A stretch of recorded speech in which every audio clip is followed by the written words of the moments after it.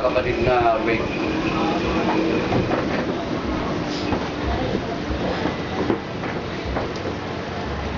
Diyos tayo makapangyarihan sa lahat. Nagpapasalamat po ako sa mga aral na binigay mo sa amin, Diyos.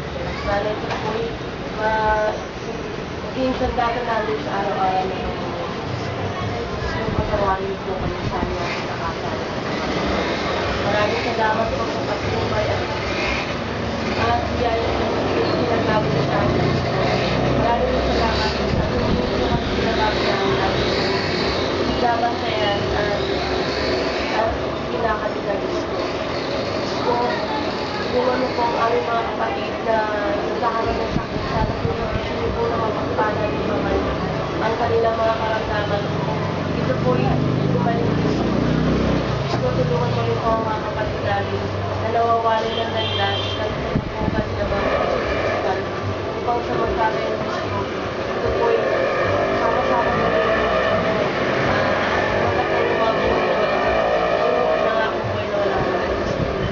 tulungan mo rin po ang ministro namin na walang sawang nangangaral lang yung mga ebanghelyo. Sana iingatan niyo sila sa mga lakad na kanila pinupuntahan. At yun na rin po ang aming namumulo. Sana po bigyan niyo siya ng tibay at tatag ng loob upang mapalaganap niya po ang iyong banal na salita. Marami pa po ang gusto na isa sa may tigas ng aking mga lahat, magagantay lamang po nakakapagigit ko. Nagpapasalamat po ako sa lahat. Ang lahat ng ipinigil ko sa walang karapatan ng aming mananakot. Amen. Ang tungkulin sa Diyos ay gawin lagi.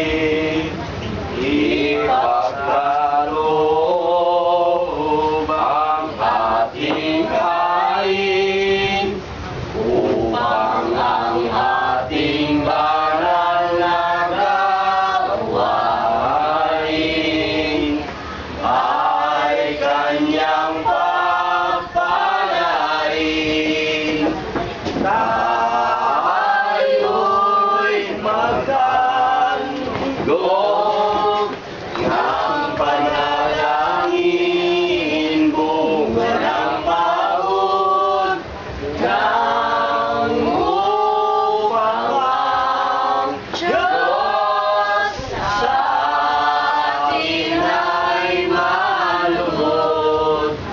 Panginoon naming Diyos, na makapangyarihan sa lahat. Una po'y, ganun na lang ang lubos po namin kakalakang at katayan. Lalong higit Ama, sa mga hiwagang amin po nalaman patungkol sa iyong pagpapaya, na ito ang minimitin at pinakananais ng iyong mga anak. At hiling po namin, Amang Diyos, na tulungan mo kami, gabayan at akayin sa daan, tungo, sa tunay na dati, aming kung saan, na kung saan, ito po ang iyong ipinangako sa bawat isa. Nawalisin mo mga balakid upang sa magkagayon, hindi po namin makamtan ito, kundi lubusan kami, makamit ang lahat ng iyong pinapangako. Kaya tanggapin mo, mapalusang yun ang aming pong pagpapasalamat sa mga napakaiwagang yan, datapwa. Aming pong nalaman, ayon na rin po sa aral na iyong inyanda. Tunay nga Ama, na pagkain ito na di nasisira, kundi magpakailan-kailan pa.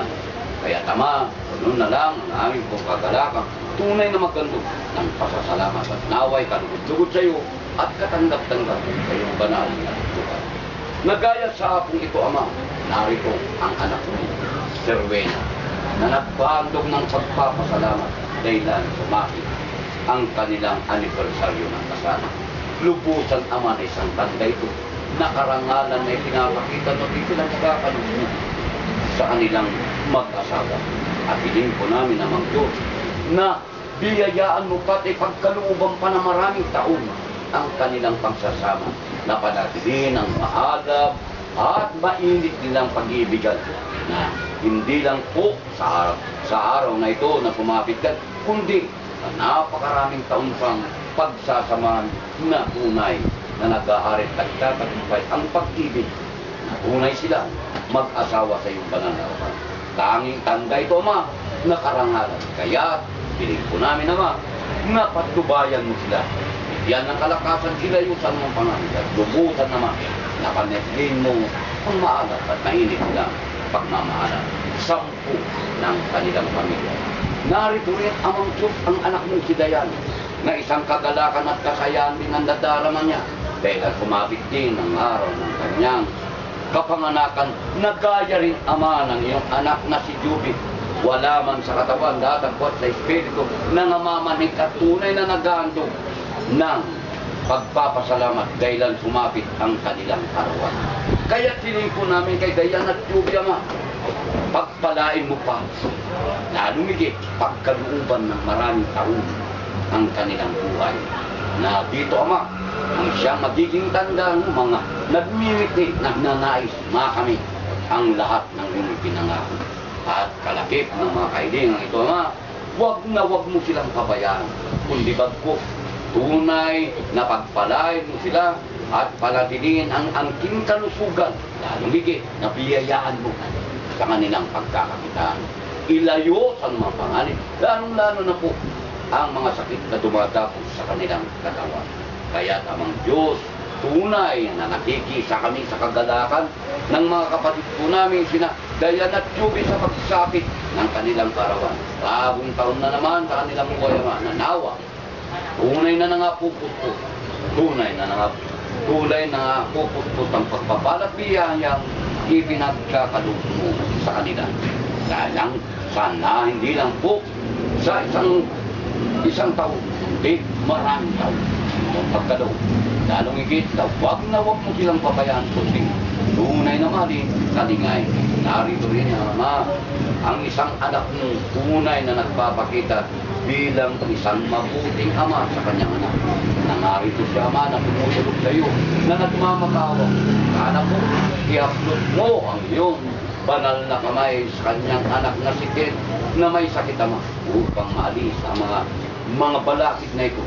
Lalong mapagtunan niya ang pagganap at paglalhatik, paglilingkod sa iyong dakilang dalugan. Kaya sumasampalataya kami, Ama, sa kang amang makapangyarihan sa lahat.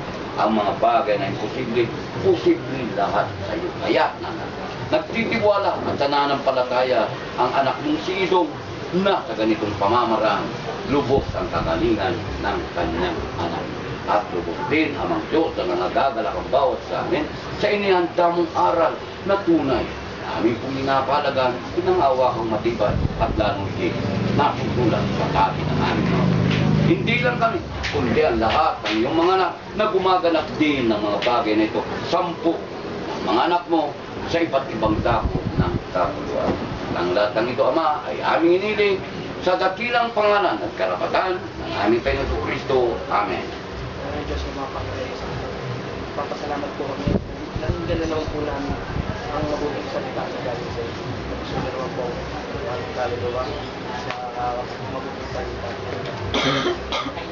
Panginoon, hiniling ko po sa inyo na sana po ay gabayan niyo po ang bawat isa sa atin sa pang-araw-araw na lumilipas sa aming buhay. Panginoon, hiniling ko sana po ay lahat po kami ay makamtan ng pangako ng buhay na walang sana masulapan ng pinangako niyong bagong Jerusalem. Panginoon, narito po ang konting halaga na pagtipon-tipon ng bawat isa. Nawang paspasan niyo po ito. Nawang paspasan niyo po ito upang ang mga pinagkukunan nito ay lalo pang lumado, Panginoon. Amen. Panginoon, ang lahat ng ito ay aking hiniling sa dakilang pangalan ng iyong anak. Siyang aming tagapagligtas. Amen. Hallelujah.